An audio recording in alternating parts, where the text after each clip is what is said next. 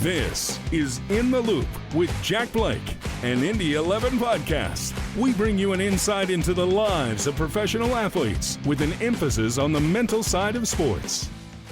Welcome to episode 5 of In the Loop. I'm your host, Jack Blake. Today we've got 3 of my English teammates with us. We've got Callum Chapman-Page, Callum Chapman-Page, Laurence Wooton, and Macaulay King. Welcome to the podcast, lads. Is that how you pronounce your second name? Was that right? Wooton, yeah. Oh.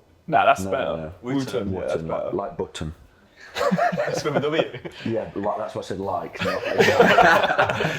All right, let's start off by giving the listeners a bit of a background into where you're from. So why don't you go first, Cal?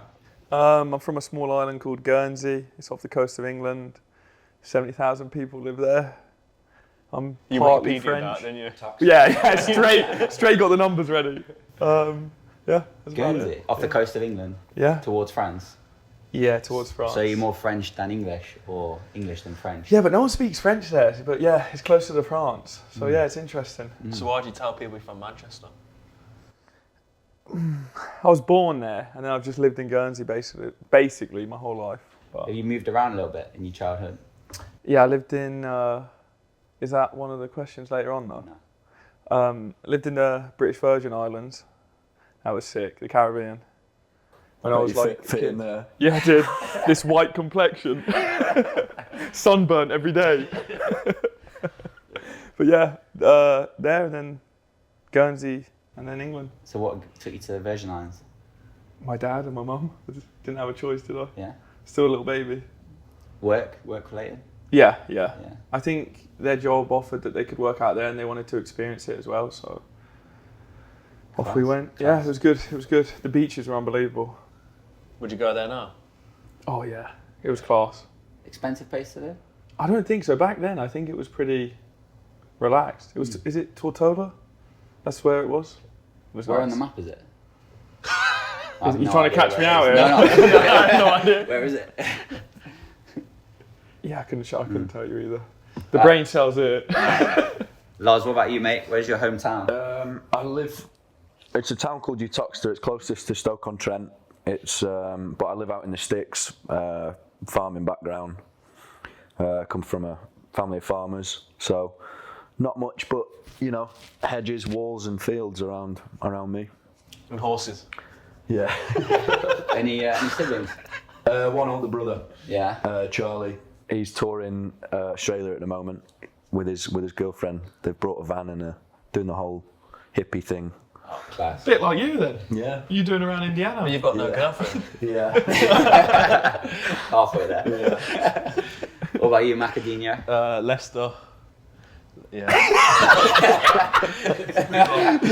It's about all you want to know about Leicester. Are you a Leicester City fan? No, Arsenal fan. Arsenal fan. How? Really? I didn't even know that. I loved Thierry Henry back in the day when they were invincibles. Is that allowed though? And I loved how they Is played. it allowed to support a team Why? just because of one player? Why? And also, you're not from there. Isn't that the whole purpose of being from there? Who do you support? Guernsey. So getting to the football environment, how did you get into Leicester City Academy? I mean, the age of, 7, 6? Playing Sunday League, and then obviously the scouts come and watch, don't they? And then they invite you. I remember 300-400 kids came at that age, and then there's loads of coaches, and then they put you down at who's good and who's not good, and then I think under 8s is the first team for the academies, and then obviously there's 10, 15 kids on a team that age, 7 aside. Do you remember much about? I feel like when I was in the academy at Forest, it was a lot of pressure, to kind of, I guess, perform, and it was quite a ruthless environment from an early age. Do you remember that or not? Yeah. From your dad or the club? Both. Both. Yeah. I'd say both. Yeah. I mean, the parents. I remember parents. I remember this one lad. His dad was a nightmare, going around saying my kid's the best kid on earth, blah blah blah, and just shouting at all the other kids. This is like 7, 8 years old, and I'm like, Jesus, what's going on here? I remember local football tournaments were mental. You used to have like parents getting in fights. Snap the legs. The referees just walking off the pitch. I've had enough of this. I'm done. Go home. I feel like the parents sometimes wanted it more than the kids. Not wanted it more, but like they were more like they were like it's living difficult through. though, isn't it? Because like, you got at that age, at 7 or 8, you've got no idea about football, the world, or anything. So your parents are the ones guiding you, and they probably realise at the end of the tunnel, there's some big achievement if you can make it to become a professional. So they're probably like some wonga, some fame, some whatever the drive is. Do you remember the magic spray when you were 8 years old? It was just water in a bottle, but you'd spray it. Oh yeah, Leo goes down. I've got a magic bottle. I'm going. Oh yeah, that's Do you write on the bottle? You can do some of that now, eh? Yeah, seriously. What about you, Loz? What was your academy experience? Very similar, to be honest. 7, 8, playing roaster, local club roaster. Scouted, went for trials. They kind of went through it, and then started getting pretty serious, like under 12s, I think, around there, up and then up through, normal 16 scholars. But they do the meetings. What is it like every 6 months? Yeah, like the reviews. Just sit down, meetings, Was did you get A, B, C, D? For me at I Forest, think it was there 1 was to 4 5. areas. There was tactical, technical, physical, and I think mental. What was your physical and was always a aggressive? D, mate. Stays now, huh? Technical 5 though. But you must have played against, being a bit north, you'd have played against United, City, all I the played big against ones. a lot of those young players. Foden, like Sancho. There's a great video of Sancho megging me and putting it top bins like under 10s. We'll have to get that. You did that in training yesterday. Yeah, so you grow up playing against all of them. Shot it's lost good. name dropping already. Yeah, that's Starting a to good fight. one, mate. Sancho. Yeah, but so what was? I got megged and buried. So obviously he's megged you and put it in the top corner, so he's decent. But I had him in my pocket other than that. He didn't show the other 45 minutes where I was just 50-50s. could you tell at that age that he was going to go on to have the career, or was he just kind of mixed in with everyone else? And what was his attitude like? I didn't really know him like that. No, but on the pitch, I feel like you can see if he's bothered There's always- or like there's he always cares. players- Body language. Yeah, there's always players that have that stigma around them. Like, you can tell coaches, and even before they touch the ball, like, if you've never seen him, they're like, oh yeah, he's class, without even seeing him or making their own mind up. And I feel like he had a lot of that hype around him. Did he work hard in that, or was he just kind of like, I'm too good for He was this? he was very skillful. He's not like I wouldn't say he's like a real hard-working player, but class player. Foden was class as well, but he was always tiny growing up. He was like really small but really technical. Where was he at in the academy? City. Yeah, from a little boy. Yeah, there's pictures of him being ball boy to the first team players and then going on to play with them. I remember the ball boy It's mad days. now, he's still ball boy days. Ball boy days are class, mate. Free tickets to the Actually, you know game. what? I had a ball boy story from back at Forest. We had a manager called Billy Davis. Remember Billy Davis? No. Scottish manager. Really old school, tough cookie. And he there was one game where we were chasing the game, and one of the ball boys wasn't quick enough to get the ball back in. We ended up losing the game or drawing. The next day, we were all brought into the academy building. One of the first team coaches came in, and we're all like 9-10 years of age, got no idea. We're all just like excited to meet him. Gives us a big telling off, just being like, you've got to do this, this and this. If the game's at this particular moment, like it was such an important thing for him that we were all just like... I mean, it shows with that Mourinho clip, doesn't it? Where that kid threw the ball in and they scored off it. We had the same at Cardiff, but like the other way around. It was during scholars, and we'd ball boy, and it was like a Tuesday night game, like 8:30 freezing. And we were told, like, if we win it, slow it down. And one of the boys, he was a bit of a lad, like, it goes out right by, like, their bench, and the lad comes through the ball, he just, like, throws it up in the air like that. And the lad, like, pushes him, and he's got his arm. Oh, I've seen that clip, yeah. And then the gaffer come in the next day, he was like, lads, well done. Yeah, cheers. What was for that? I'm laughing about, after those stories, it's making me think of Tim Trilk last year when what was the guy that was here on work experience rolled the ball in the playoff game, the training session before. You don't remember? We got the playoff game, and there's some guy for. Oh yeah, he rolled it, and he got his ankle. What game? Yeah, it was in training. Mate. Oh yeah, and he told me. Mark was raging. You got to explain the story. Okay, go on. So we had a training session the week before the playoffs. So obviously very important week leading up. And Tim, our goalkeeper, was walking off the training pitch, and one of the interns was basically collecting balls, but he was like pinging them across the pitch. And Tim's walking across perpendicular to this ball. It's flying at him. But he rolled his him in the ankle, rolled his ankle. The keeper's ankle. Yeah, he stands on it, stacks it, he stacks it on the floor, and everyone's laughing. He's like, no, my ankle. And we're all like, Mark's like, get that guy gone. Get him gone. It was so funny. Wasn't funny at the time. Nah. Wasn't funny for Tim, but... So, you were at Southampton's academy?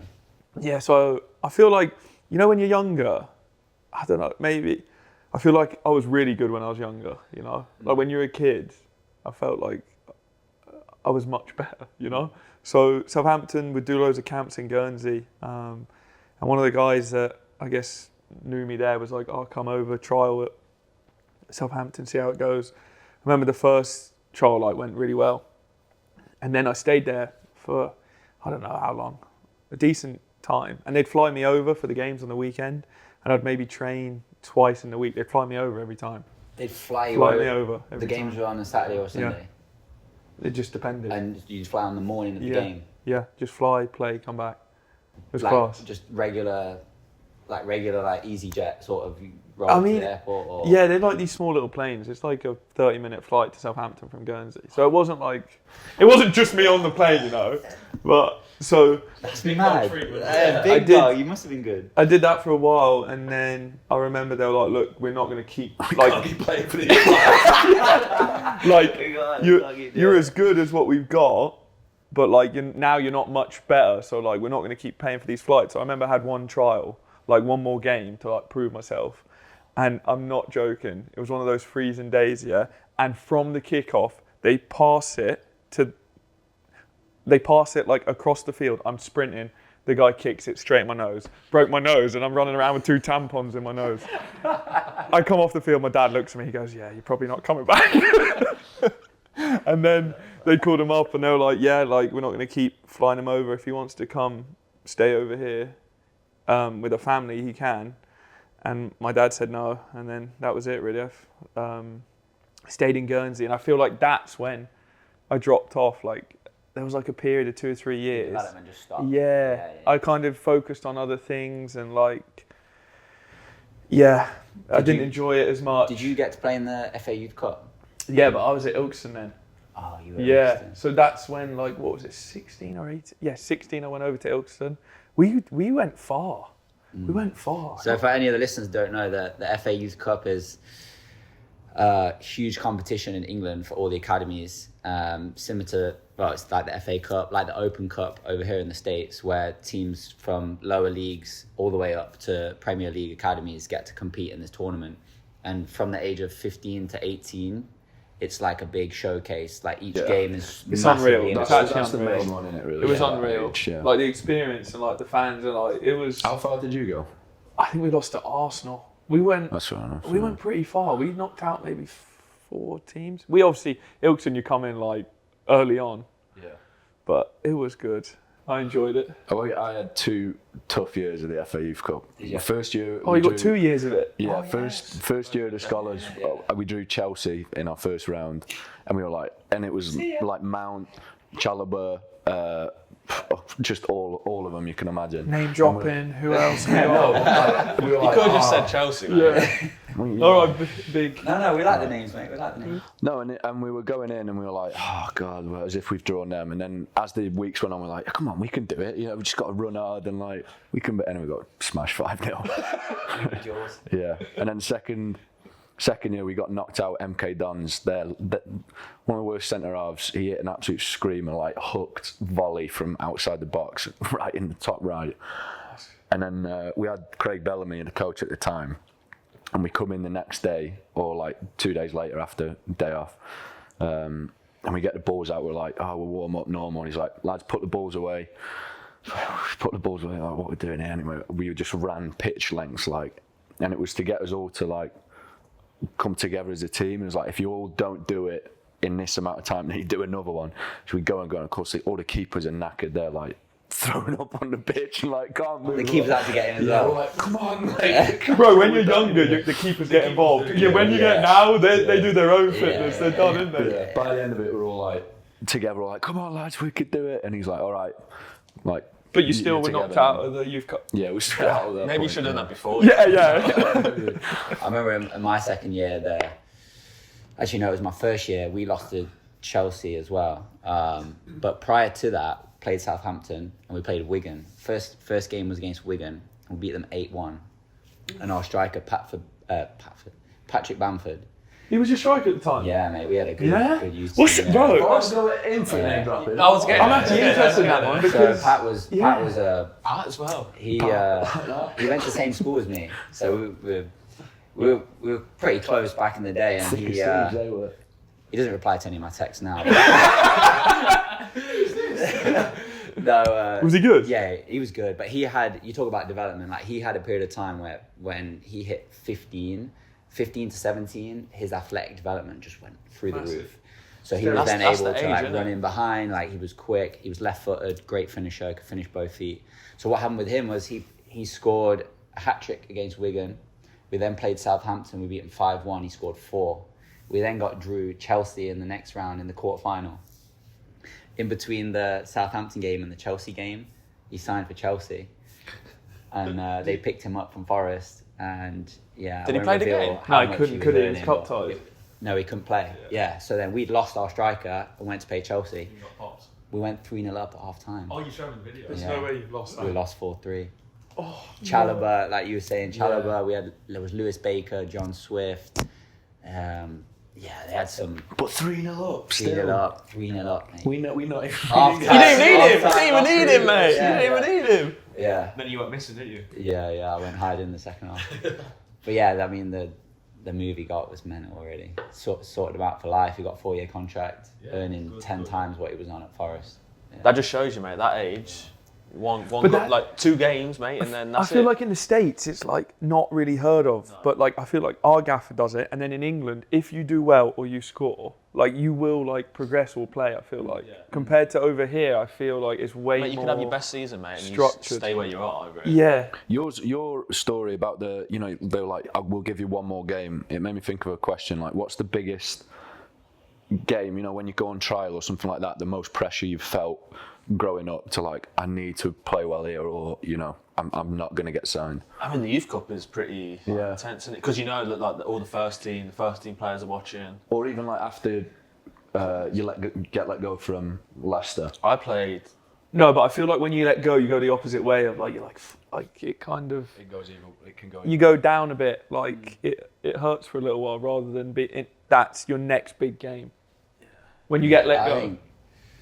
I had one when I was I'd left Forest and moved over to the States to come on trial, and I'd stay with my grandparents in Arizona, and I literally just brought my boots with me, and I was like, right, I'm just going to contact some clubs and I'm going to just see what I can get over in the States. I didn't have anything back in England, and I want to try something different.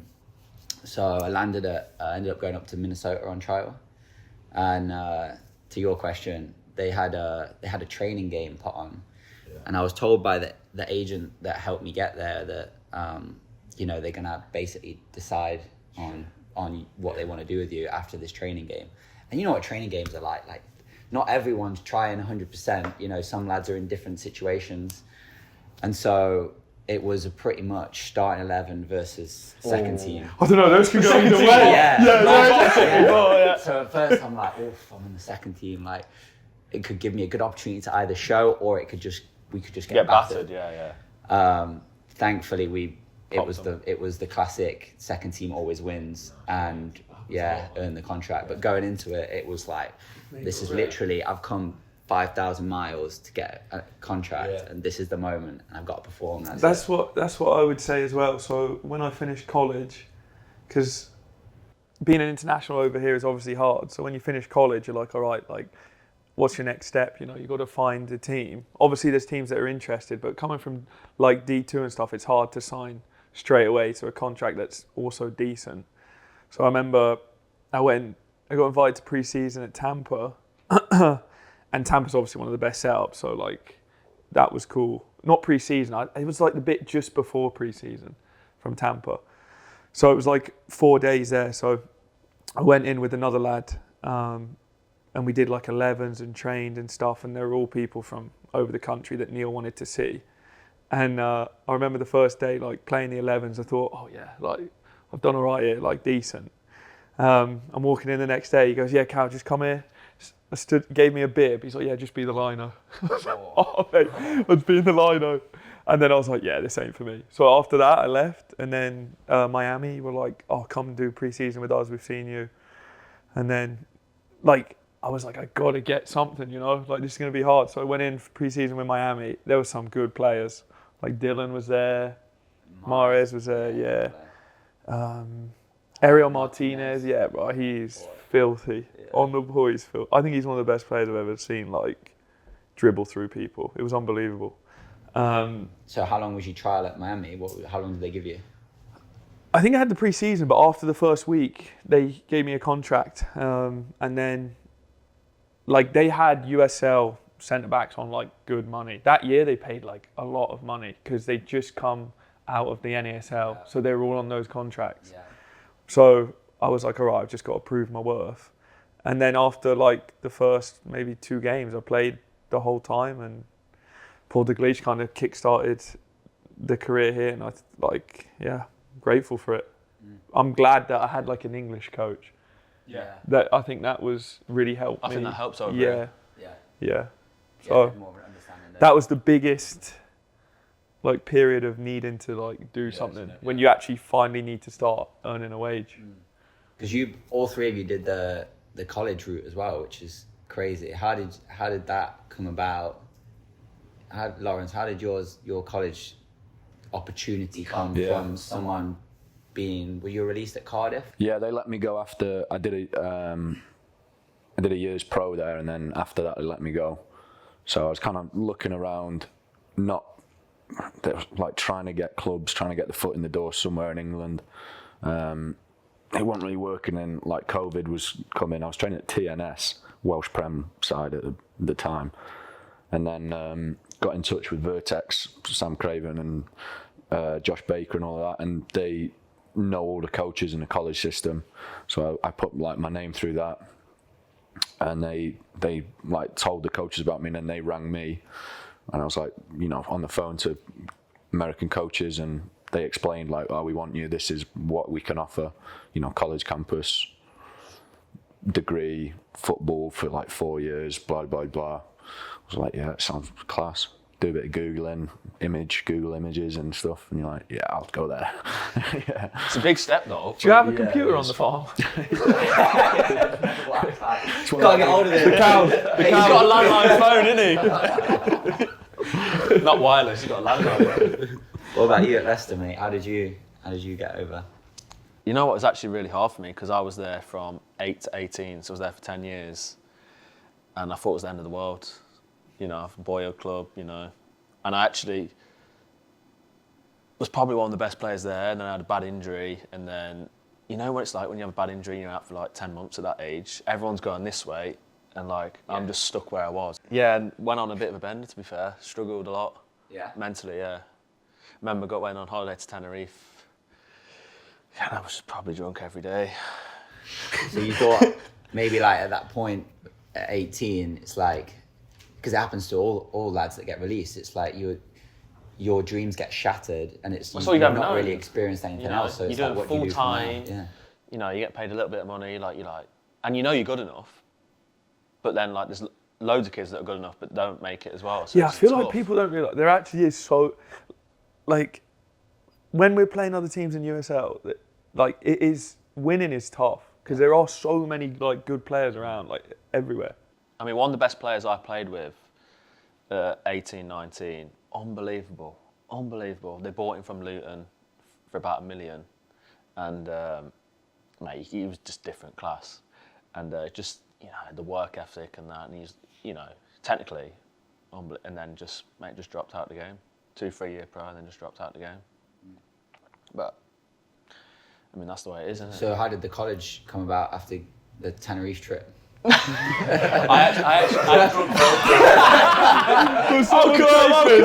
Someone please take me. No, there was actually a lad that I played with at Leicester. He was a year older than me. Came over to the States, got in contact with him, and then he put me in contact with like a pass for soccer sort of thing. Yeah. I remember I did this showcase game in Birmingham or London, don't remember what it was. And there was like loads of college coaches from America came over. I'm going there thinking, it's going to be like academy lads. Mate, get there. There's probably 200 kids. Played 3 games of 11s, mate. Some kids I played with, mate. Never kicked the ball in my life. You look probably easy to spot though, because your hair was gone, wasn't it? Not 18, mate. Give me a chance, mate. I mean, obviously at college back home, like the standards just not like college and high school over here.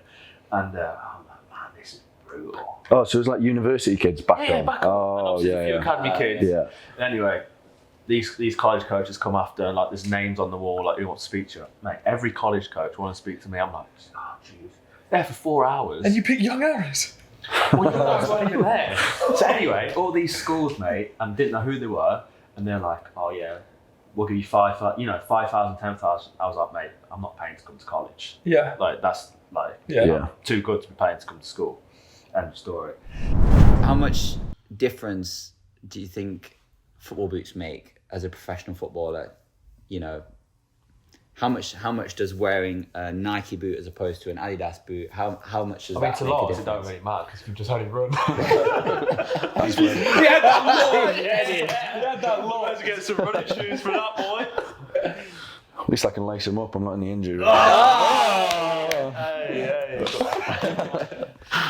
I don't know how people play in those plastic, how they're so plastic now. I miss the leather. I think it is up to the person. I know people who wear feather boots that they're really quick, and then other people wear I like heavier leather boots with a bit of meat on them.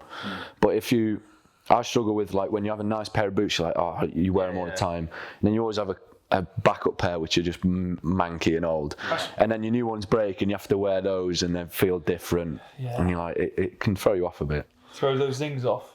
Yeah, mine are off already. might throw them back on. Yeah. What your new Nike ones like? They're nice, then. Yeah, I've worn the Phantoms for a couple of years now. Yeah, I like them a lot.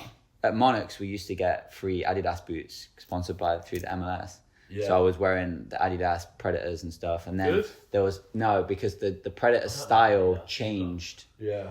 And I didn't like it. Was it the ones with all the little dots on it? Yeah. And it was too much. It for the first time, it was these boots.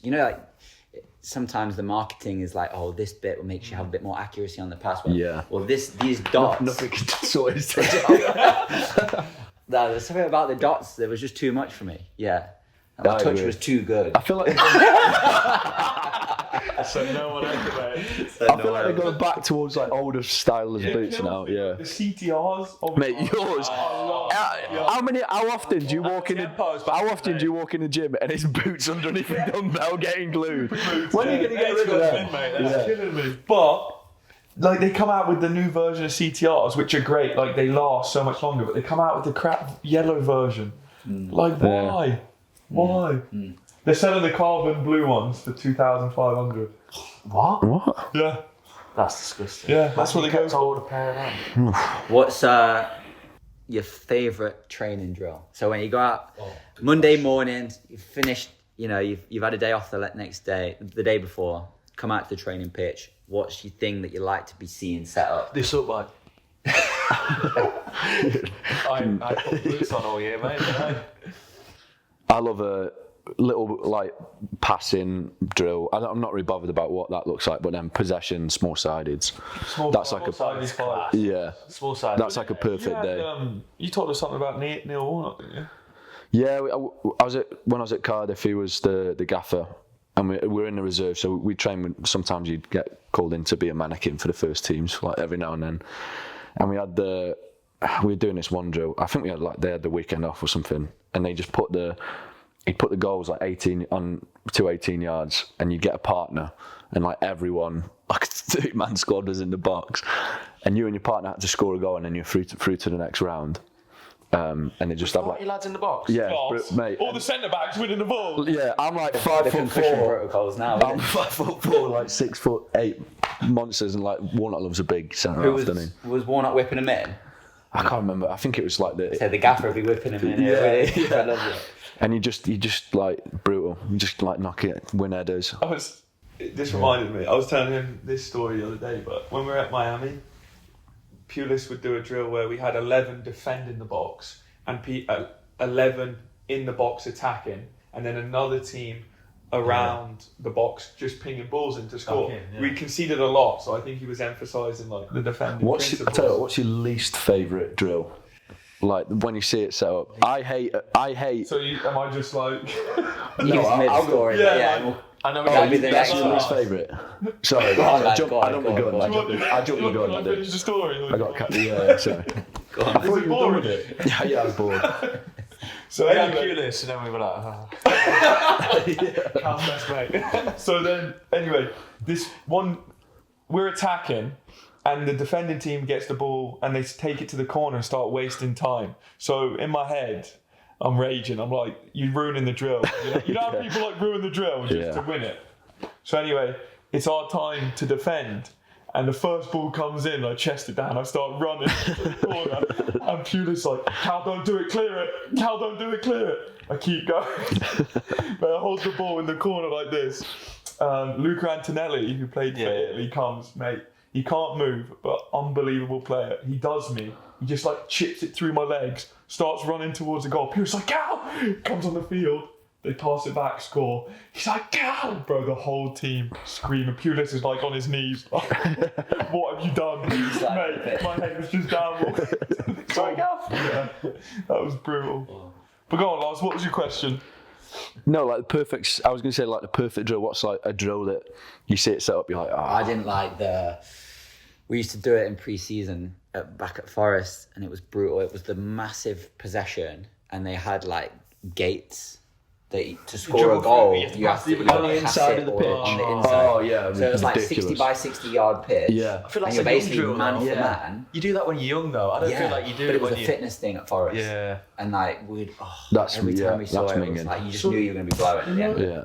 You know, we do a drill. We do a drill here. You know the one where we ping it to the striker, set back, and you guys. I like that one. That's quite good. That's you guys like that because you're attacking, but like defending, we're just Yeah, but that's your job. You're a defender. I'm with you. But like, you know what you should do? We want to get better on the ball as well, get like playing. To be fair, You should win it and take it to the corner. No, but like, it's kind of not boring for us. It lasts about 5 seconds and then like we're off. It's just not as fun. Finishing is where it's fun though. Yeah. There's some. And then when the defenders are better than the attackers, it's class. I hate like those games. I love a small sided, but I hate a small sided with loads of people on the outside. Oh, that's the worst. What, with the bumpers? Yeah. Because then it changes like it 1v1 and then he passes it away. I'm like, you cheat. You're cheap. Yeah. Yeah, that's a pet. Yeah. Pet peeve. You just beat me to it. Next question. He's got his phone down here. Yeah.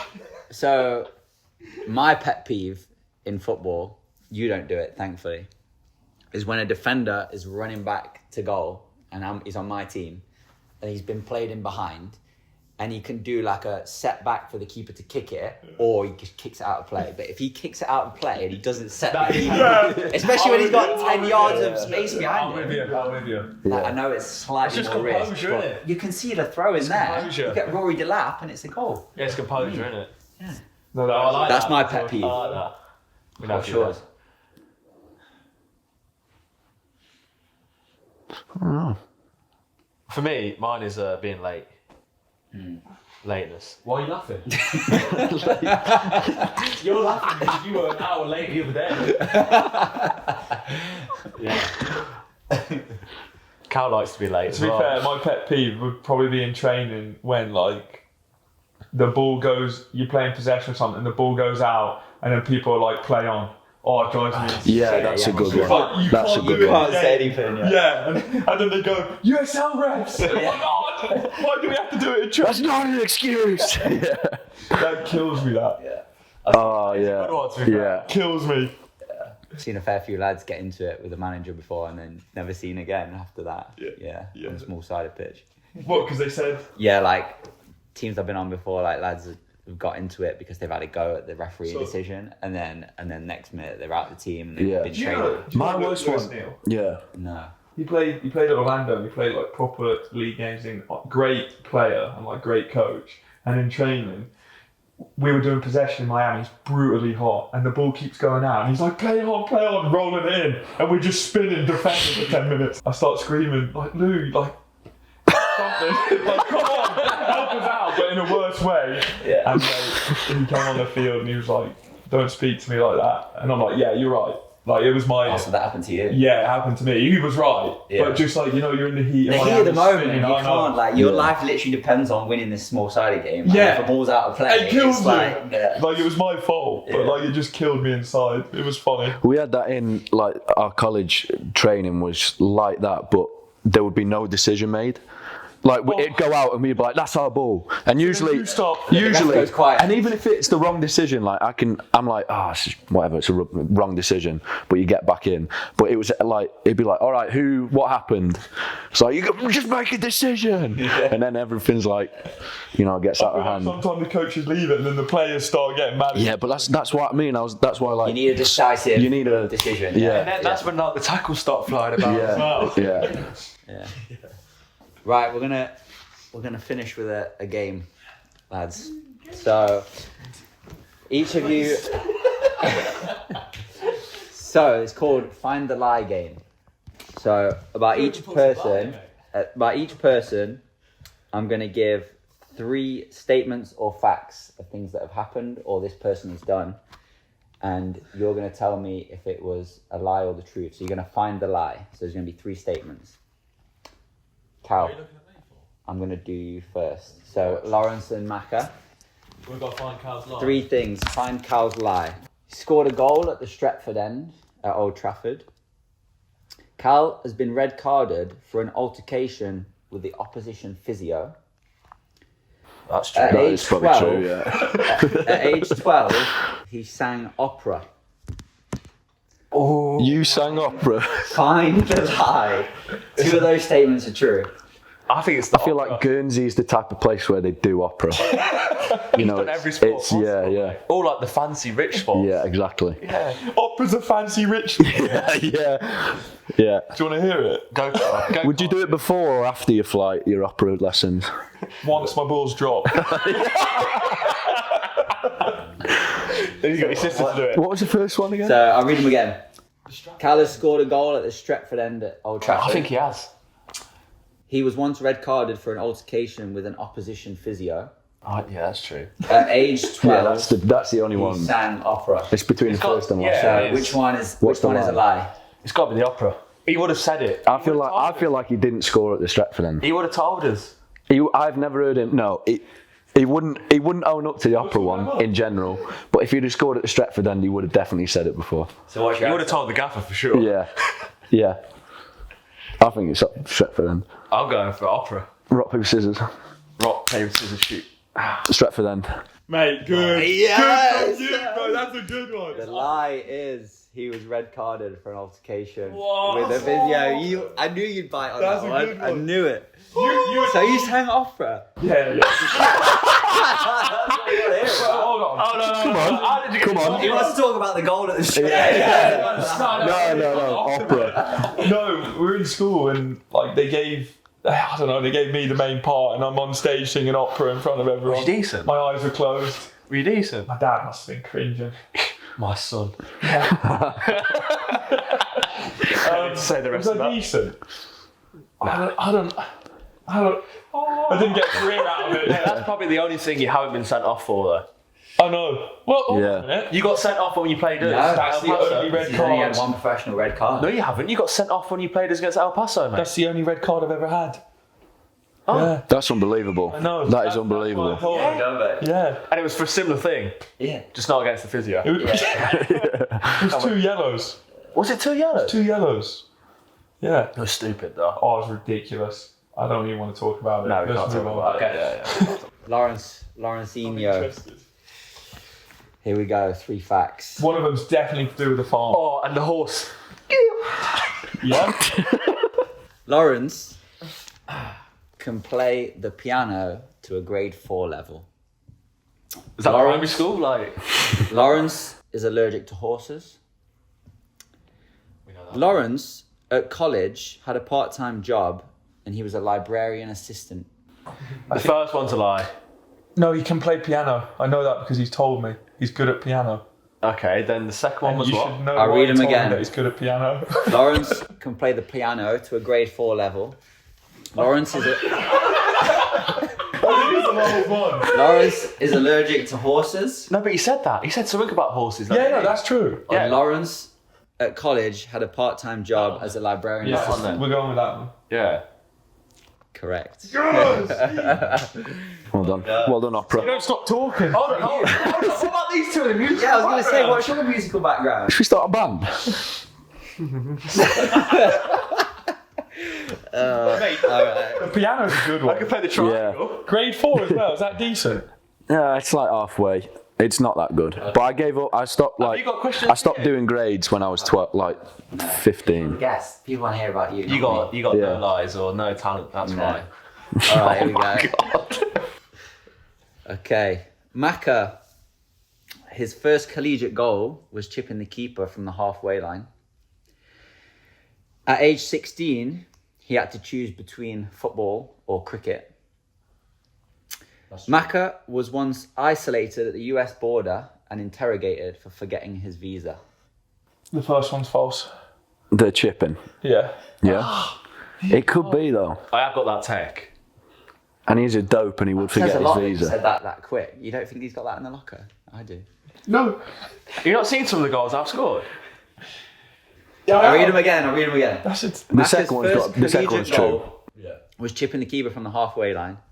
Macca at age 16 had to choose between professional football or cricket. Macca was once isolated at the US border and interrogated for forgetting his visa. You say the second one's true, but... No, he loves cricket. Yeah, he does, but why would you have to choose it? You know, like, because 16 you either go scholars He was and at then... Leicester, though.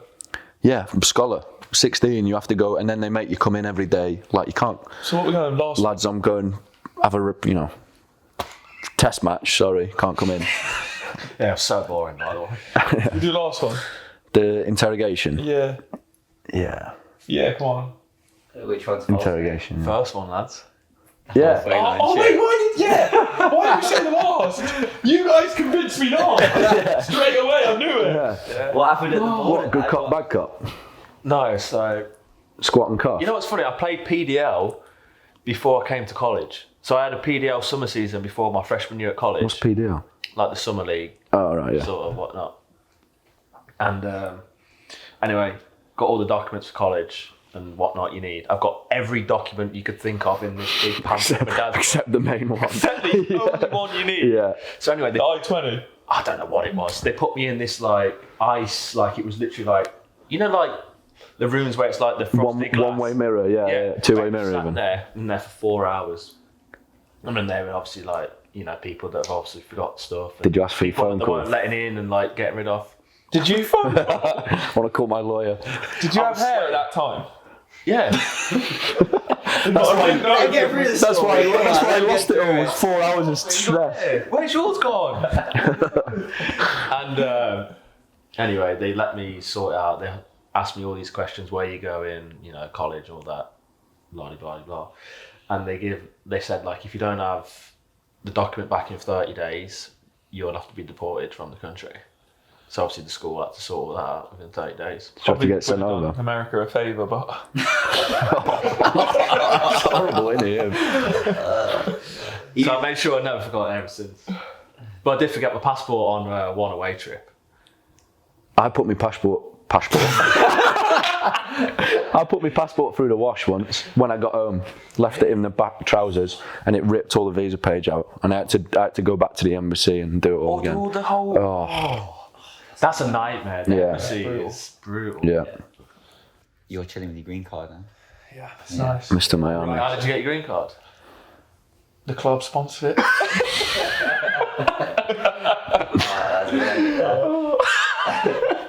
Ba-bam! I was ready, baby. I've thoroughly enjoyed this, lads. Thanks for coming on the podcast. I hope you listeners and watchers have enjoyed it too. Have you guys enjoyed it? I enjoyed it. Second time we've done it, yeah. I enjoyed it. Yeah, we'll see you on the next episode. We won't. This is In the Loop with Jack Blake, an Indy 11 podcast. Be sure to like and follow this podcast and check out other great podcasts on the All Indiana Podcast Network.